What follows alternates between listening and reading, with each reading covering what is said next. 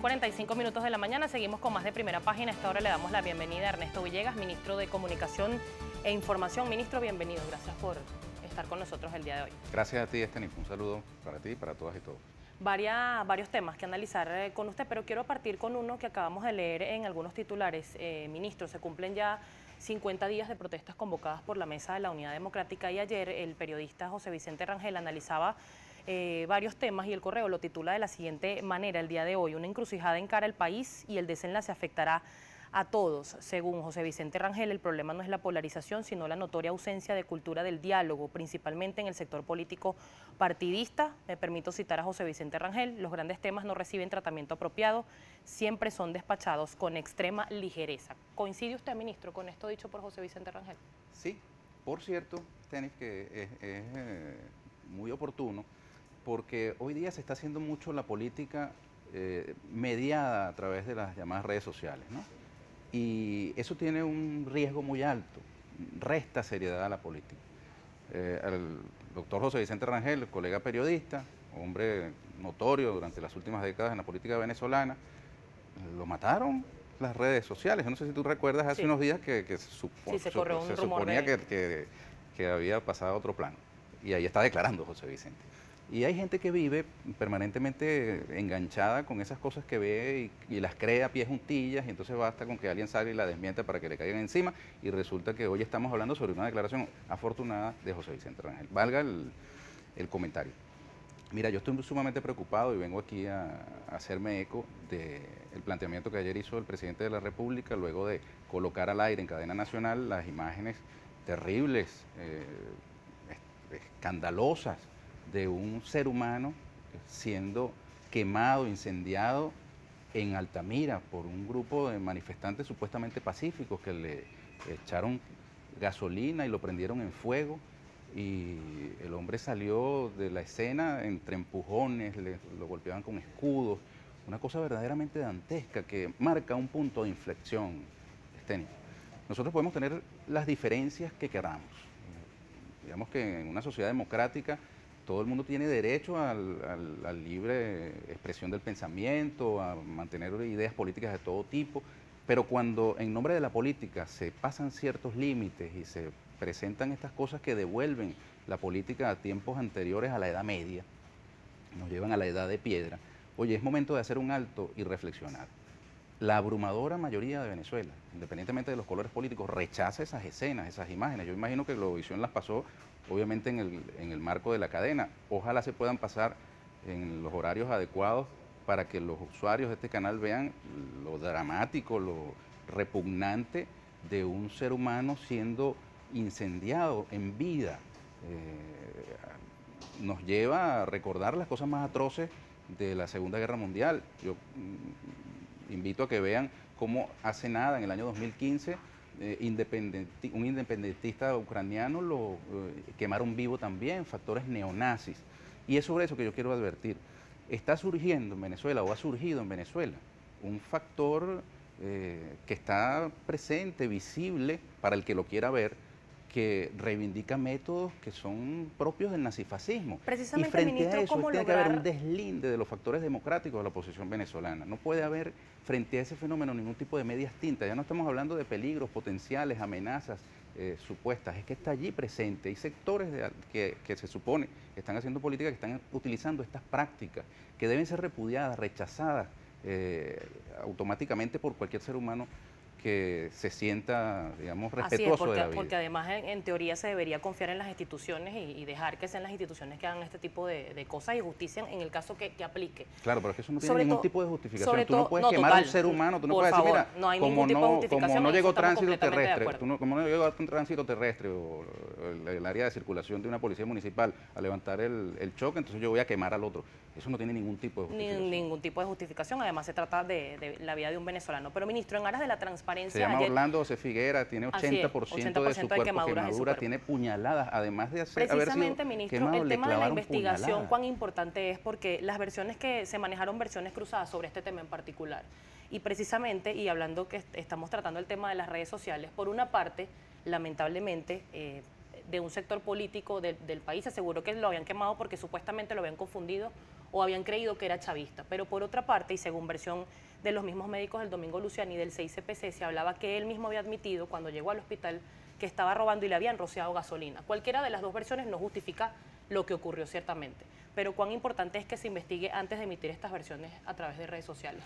Mira, cualquiera sea la excusa, el pretexto que haya sido empleado, estamos hablando de un escenario político donde se permiten ese tipo de prácticas, donde además son auspiciadas, tú las ves en ese campo de las llamadas redes sociales donde se aboga abiertamente por el exterminio del contrario, pero no en términos figurados, sino en términos incluso con métodos de cómo, digamos, atacar de determinada manera, cómo se ubican las personas en sus lugares de residencia, cómo se están atacando.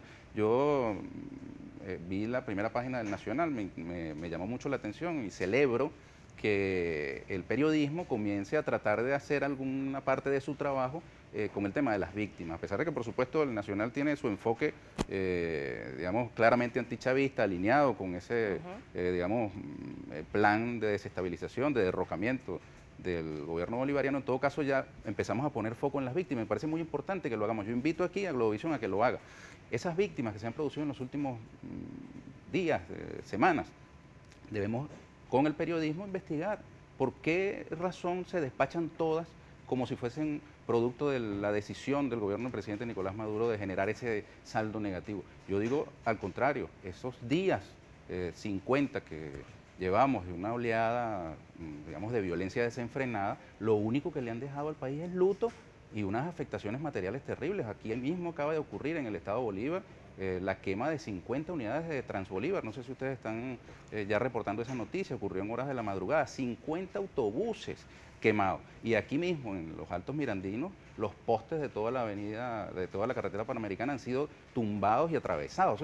Eso es una cosa, un saldo negativo para todo el país, no es para Maduro, no es para el PSUV, es para el país. Y eso hay que pararlo. Y solamente se para si hay un deslinde de los dirigentes políticos que están convocando, por acción o por omisión, a ese tipo de cosas con su línea política. En el caso del periodismo, me parece muy importante que se haga periodismo de investigación, de precisión, de minería de datos, ¿verdad?, con respecto a las víctimas, porque allí estamos colocando, por ejemplo... periodismo de investigación, ministro, cuando es cuesta arriba tener acceso a la fuente? No, pues que fíjate, con el mismo informe de la Fiscalía, yo lo hice en el Ministerio de Comunicación e Información, hoy mismo invito a una rueda de prensa que vamos a dar con la canciller Delcy Rodríguez a mediodía, para presentar varias informaciones, entre ellas los resultados de una investigación periodística que el equipo del Ministerio lo hizo con información disponible, el informe de la Fiscalía General de la República, lo que publican los medios de comunicación, las declaraciones públicas de los familiares. Eso permite, por ejemplo, poner el foco en los 6 casos de personas que han fallecido eludiendo barricadas. Tú estás en cuenta de eso, ¿verdad? Sí. Personas que han estado, digamos, devolviéndose porque hay una barricada, no le permiten pasar y han sido arrolladas, o personas que han intentado pasar y han sido asesinadas. Tenemos el caso de personas militantes del chavismo que han sido sicariadas y atacadas. El señor Henry Ramos Ayub ha tenido el descaro de poner el nombre. Todas las muertes tienen que ser investigadas sin tendencia política. Todas valen exactamente lo mismo, pero lo que te quiero decir es que cuando tú ves un solo factor político que pretende hacer, digamos, fiesta con la muerte, como han venido haciendo estos señores, nos obliga a hacer lo que está haciendo el Nacional, con una perspectiva, digamos, objetiva. Por eso invito a Globovisión, no estoy invitando a que lo haga el Correo del Orinoco, el que lo haga Radio Nacional de Venezuela. Ya nosotros lo hicimos en el Ministerio, vamos a presentar los resultados, pero que lo haga también Globovisión y que veamos, y los demás medios de comunicación, que lo haga la prensa internacional, que vean a qué corresponden esas víctimas que ha habido y se van a llevar muchísimas sorpresas. Allí están chavistas, Steny, así como en abril del 2002, yo no sé si tú recuerdas, cuando en abril del 2002 el golpe de Estado se justificó en los muertos que había en el centro de Caracas y la gente juraba y perjuraba que eran muertos de Chávez, y vino Otto Neustad, el corresponsal de CNN en aquella época, y fue a la morgue y se dio cuenta de que los muertos están de ambos bandos. Aquí estamos viendo un fenómeno similar. Todos son venezolanos y valen lo mismo, pero hay un factor político que los está utilizando y que los está auspiciando para justificar sus posturas. Quiero decirte además, Steny, que todo lleva como justificación una consigna que pareciera democrática, ¿verdad? Cuando te dicen es que queremos elecciones generales, ¿verdad? 6:59 minutos de la mañana, sigue con nosotros el ministro de Comunicación e Información, Ernesto Villegas. Ministro, estábamos conversando que uno de los puntos que está exigiendo pues la Mesa de la Unidad Democrática son precisamente las elecciones generales. Sale o nace por parte del presidente Nicolás Maduro proponer esta Asamblea Nacional Constituyente, que sigue siendo rechazada además por sectores de oposición, asegurando que está, palabras más, palabras menos, trampeada, que no es transparente en la convocatoria y que está parcializada a un sector del país. Tanto la Mesa de la Unidad Democrática como por parte de los factores económicos, pues Fede Cámaras y ayer hacía referencia el presidente Nicolás Maduro, están rechazando esta propuesta. ¿Va o no va la constituyente? La constituyente va. Ahora, la constituyente es la única vía, por cierto, para que se cumpla lo que están pidiendo los factores de la oposición de elecciones generales. Hoy día no hay posibilidad constitucional de unas elecciones generales anticipadas.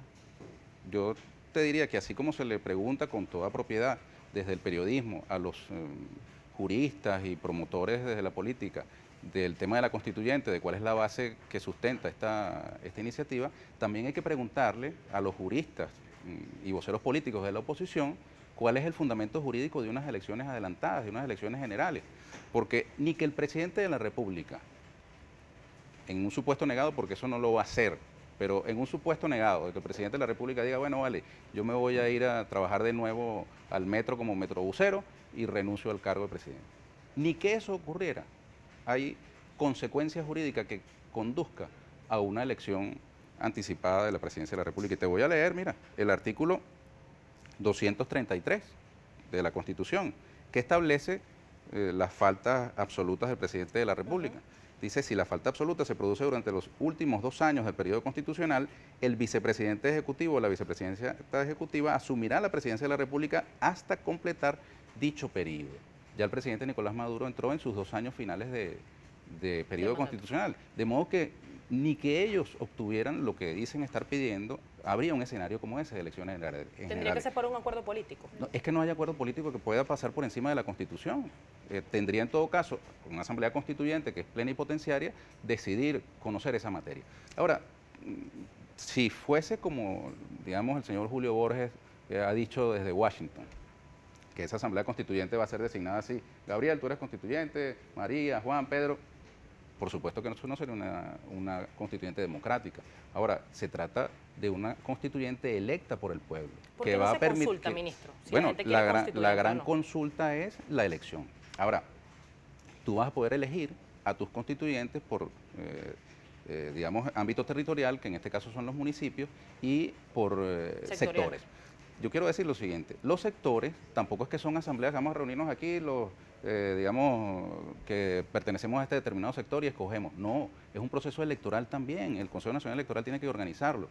Las bases, por supuesto, comiciales serán presentadas, hoy hay una rueda de prensa del constituyente, del presidente de la Comisión Presidencial Constituyente, Elías Agua, y el resto de los integrantes para informar sobre los avances de la ¿Qué pasa, ministro, si las bases comiciales no se aceptan?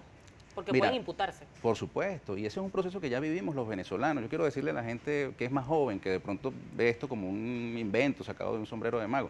Nosotros ya vivimos en el año 99 esto. El presidente Chávez planteó unas bases comiciales que fueron modificadas en su momento por el Consejo Supremo Electoral de la época y luego también por la entonces Corte Suprema de Justicia. Pero esa constituyente fue consultada. Por supuesto, porque en la constituyente del año 99, la constitución del año 61 no preveía la figura de la constituyente. Ahora, es un tema de discusión.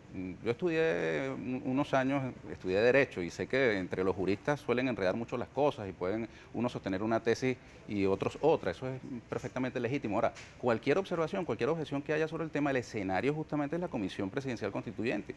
Ha habido intentos para que la Mesa de la Unidad Democrática se avenga a hacer presencia en esta comisión, como se dio en el caso de la Conferencia Episcopal Venezolana, que me parece sumamente importante. Yo estoy muy contento y esperanzado por las palabras muy sensatas de Monseñor Diego Padrón, señalando que a partir de ese momento se han roto barreras que impedían o dificultaban el diálogo y que puede esta reunión que se dio con la Comisión Presidencial Constituyente abrir espacio para, digamos, iniciativas en las que pueda trabajar la Iglesia y el gobierno venezolano en ámbitos concretos que le interesan a la gente, como por ejemplo el tema de las medicinas, el tema de los alimentos. Yo creo que esa es la tónica. Tú puedes estar muy en contra de la iniciativa y ese es tu derecho, eso es perfectamente plausible, pero el mecanismo de diálogo, de entendimiento político está allí. Y ya tú verás, como lo ha pronosticado no un chavista, como lo ha pronosticado Domingo Alberto Rangel, hijo, en unas consultas que hizo la Comisión Presidencial Constituyente. Él dijo, ya veremos a los mismos que están oponiéndose a la constituyente, postulándose a constituyente. Y también lo vivimos. Yo recuerdo, yo fui firmante, Stenif, en la redacción del diario El Universal, yo era trabajador del Universal en esa época, de la solicitud de inscripción de la candidatura de Gerardo Blay. Su hermana Aurora trabajaba con nosotros en el Universal y ella pasó la lista entre los compañeros de trabajo y yo lo firmé para que Gerardo Blay pudiera ser candidato a la constituyente. Y fue candidato a la constituyente a pesar de que el sector político al que pertenece, en términos generales, se oponía a esa iniciativa. Y ya veremos candidatos en distintos municipios. Mira, todos los liderazgos municipales del país que tengan aspiraciones de participación, tú los vas a ver inscribiéndose como candidatos en los municipios. Ministro, igual si que el en tema los es sectores. electoral, ¿por qué no se hacen las elecciones que están pendientes? Bueno, que se las convoquen. Es que al contrario, tú no viste que el presidente dijo que estaba ansioso de que el Consejo Nacional Electoral convocara las elecciones de gobernadores y salió la oposición a posicionar una etiqueta que decía elecciones no, libertad sí. Es una cosa absolutamente, digamos, incoherente. Que haya elecciones de todo tipo, no hay ningún inconveniente en que éstas se realicen, pero te insisto, en el caso de los sectores, mira, esos trabajadores que van a elegir a sus representantes en la constituyente no van a salir de Marte ni van a salir del PSV, son la nómina de personas activas en el Instituto Venezolano de los Seguros Sociales, igual que los empresarios que están allí en esa base de datos gigantesca del Seguro Social. Y no va a haber registros nuevos, es decir, tú no vas a abrir registros para que nadie se... No, y son gente inscrita en el registro electoral, es decir, las submuestras sectoriales son parcialmente reflejo también de la muestra nacional que es el registro electoral permanente, de modo que no debe haber temores de parte de aquellos sectores racionales de la oposición a la participación en un proceso constituyente donde si ellos tienen toda la fortaleza que dicen tener, no tendrían ningún, digamos, obstáculo para la participación y para la deliberación en el marco de un foro que es esencialmente democrático. Se ha negado por parte del Gobierno Nacional que se va a cambiar la Constitución, se habla de blindarla, es decir, que la Constitución hasta este momento es una Constitución débil, que hay que fortalecer. Mira, hay algunos flancos, sí, el comandante Chávez lo declaró muchas veces, porque en la Constituyente del año 99 se colaron muchos gazapos y hubo, digamos, lo que se llamó una quinta columna neoliberal que metió algunos, digamos, strikes en esas deliberaciones. Es decir, que no era la mejor constitución del mundo, como se decía. Sí, por supuesto, yo no conozco mejor constitución que esta. Ahora, eso no quiere decir que del año 99 a esta parte, por ejemplo, no tengamos unos cambios importantes desde el punto de vista de las tecnologías de la comunicación, por ejemplo, que tengan que ser reflejadas aquí, que tengamos una juventud distinta. La juventud de hoy, del año 2017, es distinta a la juventud nuestra del año 99. Tiene otras aspiraciones, hay nuevas realidades globales, tenemos nuevas posibilidades. Mira, qué afortunada una generación que es convocada para discutir sus normas fundamentales. Qué triste aquellas generaciones que nacen, envejecen y desaparecen y no tuvieron la oportunidad de participar de la gran discusión que significa una Asamblea Nacional Constituyente. Obviamente que habrá sectores que tengan discrepancias, divergencias respecto del modelo de país que está aquí, pero hay aportes que pueden hacerse para mejorar esta Constitución. Y yo te pongo dos ámbitos que le interesan mucho a la gente. El modelo económico. Yo creo que desde el punto de vista del discurso hemos comenzado a escuchar coincidencias respecto de la inviabilidad del modelo petrolero que tenemos, de dependencia extrema del petróleo. Ahora, ¿cómo vamos a hacer para la construcción de una economía postpetrolera? Eso debe estar aquí presente en la Constitución.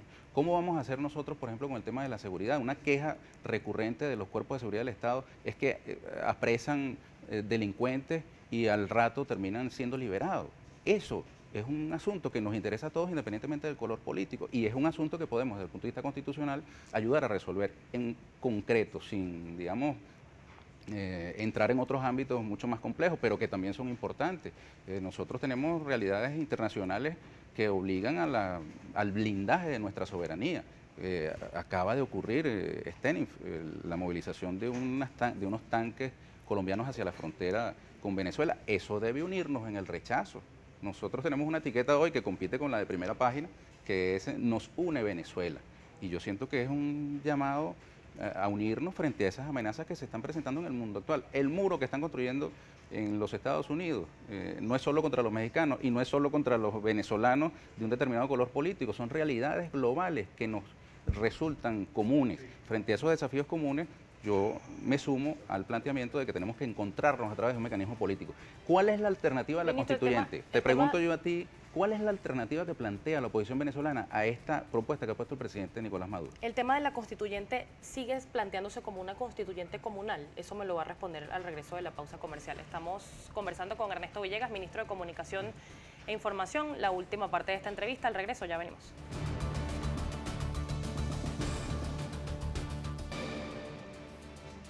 7:15 de la mañana, sigue con nosotros el ministro de Comunicación e Información, Ernesto Villegas. Ministro, sobre el tema de la constituyente, hubo pronunciamientos recientes de la Fiscal General de la República. Ella rechaza esta convocatoria y además señalaba que proponerla o ejecutarla agravaría la crisis del país. ¿Cuál es su opinión?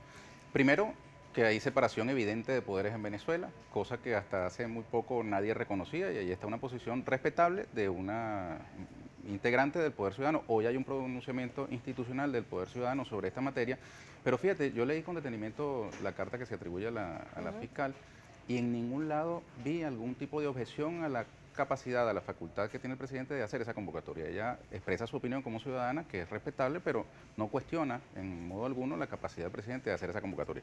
Tú me preguntabas sobre el carácter comunal o no de la constituyente. Claro, los adjetivos siempre son muy peligrosos porque de pronto despachan un tema complejo como algo, digamos, que encaje en los prejuicios de cada quien. Pero yo sí te quiero hacer mención del actual artículo 70 de nuestra Constitución, que establece los medios de participación ciudadana e incluye las instancias de atención ciudadana, la autogestión, la cogestión, las cooperativas en todas sus formas, incluyendo las de carácter financiero, las cajas de ahorro, la empresa comunitaria y demás formas asociativas guiadas por los valores de mutua cooperación y la solidaridad. La comuna tiene derecho a estar aquí, así como los consejos comunales, cosa que no tiene que generar ningún tipo de, digamos, aprensión, resquemor entre aquellos que han estado siempre recibiendo, digamos, la campaña anticomunista que dice que esta constitución se suponía que era comunista y ahora resulta que es la mejor del mundo, según dice hasta la propia conferencia episcopal.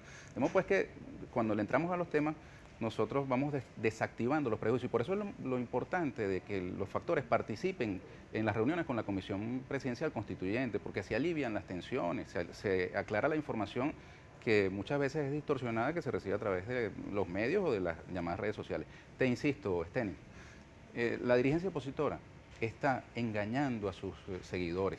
Yo respeto a las personas que por motivo X, Y o Z no comparten el proyecto bolivariano, rechazan al gobierno bolivariano o quieren una cosa diferente. Está bien. Ahora, cuando les dicen elecciones generales, elecciones anticipadas, están llevándolos a un gran engaño porque no hay fórmula constitucional de adelantar unas elecciones presidenciales en Venezuela. La única manera de que esto se diera sería a través de una asamblea constituyente, pero ya lo hemos visto, yo leí los artículos respectivos, están engañando a la gente. ¿Y a qué apuestan?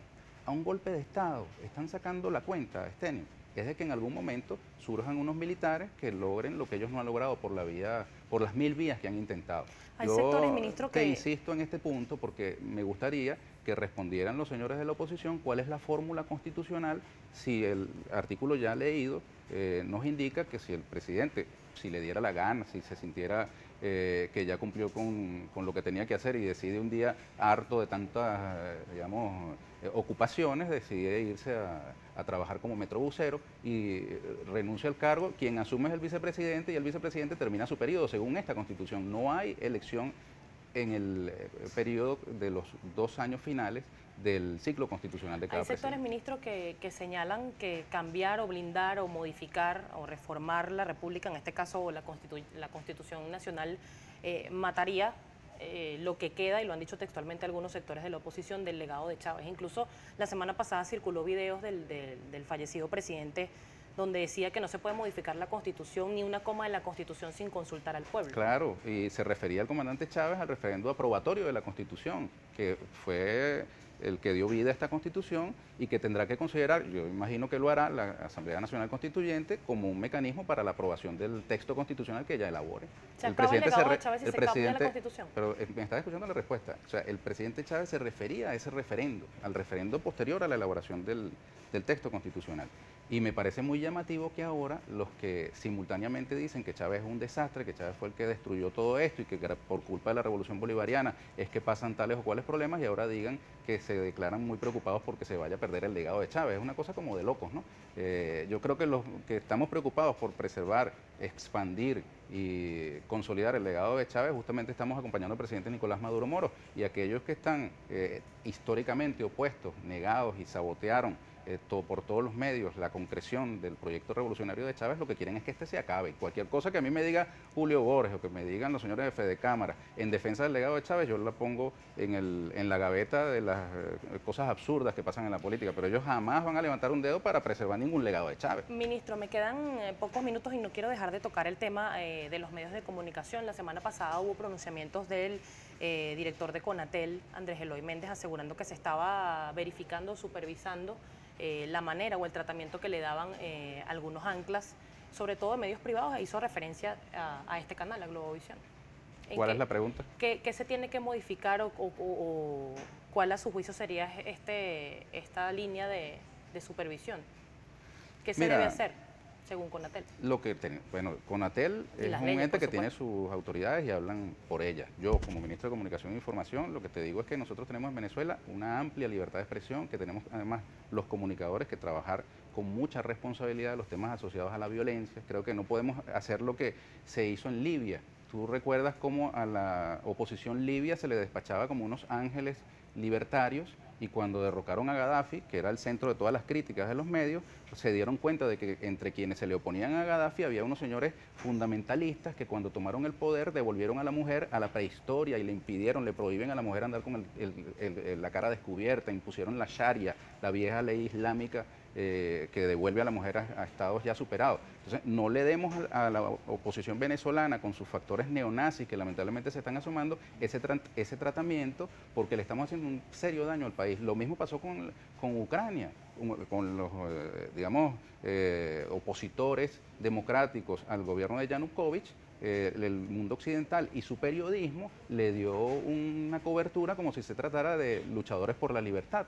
Y cuando derrocaron a Yanukovych, se dieron cuenta de que entre los factores que tomaron el poder en ese país estaban unos neonazis que queman a la gente viva, que han retrotraído la política digamos, a la Segunda Guerra Mundial, a la persecución de los judíos, de los nuevos judíos. Entonces, no hagamos eso. Eso es un llamado que hago a la sociedad venezolana. Identifiquemos ese brote fascista que está allí. Por más antichavismo que tenga una persona, no puede hacerse la vista gorda frente a ese fenómeno. Están quemando a la gente. Y te voy a decir, no solamente fue el muchacho de apellido Figuera que ha sido quemado en Altamira, ya apareció otro caso de un motorizado que también estaba pasando por la Plaza Altamira y por parecerle chavistas le prendieron fuego. Yo creo que eso es algo que tenemos que repudiar, aislar en la política, y que los políticos que creen en la política reivindiquemos la política en el mejor sentido. ¿Tiene que corregir el lenguaje? ¿Considera usted que el lenguaje se debe corregir de ambos sectores políticos del país? Todo lo que haya que corregir, yo estoy a favor de corregirlo. Si tú consideras que en lo que yo te he dicho aquí hay algo indebido, que yo me haya expresado de manera incorrecta u ofensiva, dímelo y yo no tengo ningún problema en retirar la palabra que haya generado dolor, tristeza o molestia o malestar. Con eso no tengo ningún rollo. Yo no creo que la palabra, que es tan amplia, sea un asunto de vida o muerte. O sea, yo creo que nosotros nos hablamos justamente para eso, para entendernos. Hablando se entiende la gente. Esa es la esencia de la política. Lo otro es la guerra. ¿Hay a mí no me posibilidad gusta. En este contexto político de que se logre un diálogo en nuestro país? Mira, es la única manera. Y yo apuesto a eso. O sea, yo no creo en un país en guerra permanente, que nosotros estemos todos los días viendo una familia que se enluta, por Dios, Estenio. A mí me da una tristeza, un dolor. Te lo digo sinceramente, desde el fondo de mi corazón, tener nosotros que estar trabajando y pidiendo que haya periodismo de precisión sobre las víctimas. Quisiera que no hubiera ninguna. Ojalá nosotros podamos superar esto y ponerle un freno a esa espiral de violencia que no conduce a nada. O nos entendemos ahorita con una propuesta que el presidente ha lanzado de la Asamblea Nacional Constituyente, o pongan otra, vamos a discutirla. Yo estoy por esta, que está dentro de nuestra Constitución. La propuesta de elecciones generales anticipadas no está en la Constitución. Lo decía un periodista de la BBC al señor Julio Borges en una entrevista que lo puso muy incómodo. Le dijo, mire, en la democracia no se gobierna por las encuestas, se gobierna por las elecciones. Y las encuestas son un factor a considerar. Las elecciones son las que determinan el poder en un sistema democrático con sufragio. Ministro, que si se convocan las elecciones regionales que están en mora, ¿se pudiera bajar la presión que hay en este momento en el país? Mira, yo siento que nosotros tenemos que ir a elecciones. Nosotros vamos a elecciones. La Asamblea Constituyente es una vía para elegir. Las elecciones de gobernadores también y las elecciones presidenciales también. Eso no son, digamos, eso no es una mala palabra para la revolución bolivariana, al contrario, nosotros somos una expresión de un proceso democrático que ha tenido 20 elecciones. Es más, recuerda, Stenny, porque es que la memoria a veces se nos hace muy débil. A nosotros nos acusábamos de que hacíamos elecciones a cada rato, ¿te acuerdas? Que no hace falta en una democracia estar votando a cada rato. Hay artículos publicados sobre el particular. Nosotros no vamos a desprender el carácter electivo del poder en Venezuela. Ahora, el presidente Nicolás Maduro, ante un juego trancado, grave, porque yo quiero recordar, al presidente le declararon abandono del cargo. La Asamblea Nacional declaró el abandono del cargo al presidente de la República. Por Dios. Entonces, aquí han ido configurándose condiciones que nos indican que por ese camino lo que vamos es hacia la guerra. Y nosotros no queremos la guerra. La propuesta de la Asamblea Constituyente, con todas las opiniones que pueda haber, válidas o no, todas son válidas, pero digo, bien intencionadas o no, es una propuesta esencialmente política, donde se pueden postular los ciudadanos y te hago el pronóstico. Ahí los veremos. Y ojalá, yo hago un llamado ya para finalizar, a los jóvenes, esas legiones de jóvenes que están atendiendo el llamado de esa cúpula política. Háganse su propio espacio político. Los liderazgos de esos jóvenes que están allí tienen una oportunidad a través de la Asamblea Nacional Constituyente de ser visibilizados, de tener una voz propia. ¿Por qué tienen que estar estos señores que tienen tantos años causando frustración? La dirigencia opositora tiene años, digamos, haciendo alarde de promesas incumplidas, de atajos que no se cumplen, de altisonancias que terminan, digamos, siendo recriminadas por sus propios dirigentes y terminan sentándose a la mesa a dialogar. Siempre han terminado sentándose a la mesa a dialogar. Y lo que estamos esperando, que haya más muertos para que nos sentemos a dialogar. No, vale, vamos. Y yo ojalá pudiéramos nosotros conseguir, yo hago el llamado aquí, a través de este programa, ya nos vamos, que surjan esos liderazgos. Yo los quiero contactar, yo me ofrezco para reunirme con los liderazgos de esos jóvenes que hoy día se sienten no representados en el liderazgo de la Mesa de la Unidad Democrática y que tienen cosas que decir. Yo los quiero escuchar y la constituyente tiene que escucharlos. Por eso la juventud es un sector de los que el presidente ha propuesto que tengan su propia representación. Muchísimas gracias, ministro. A ti, Estén. Estábamos conversando con Ernesto Villegas, ministro de Comunicación e Información. Son las 7:27 de la mañana. Vamos a la pausa, ya venimos con más.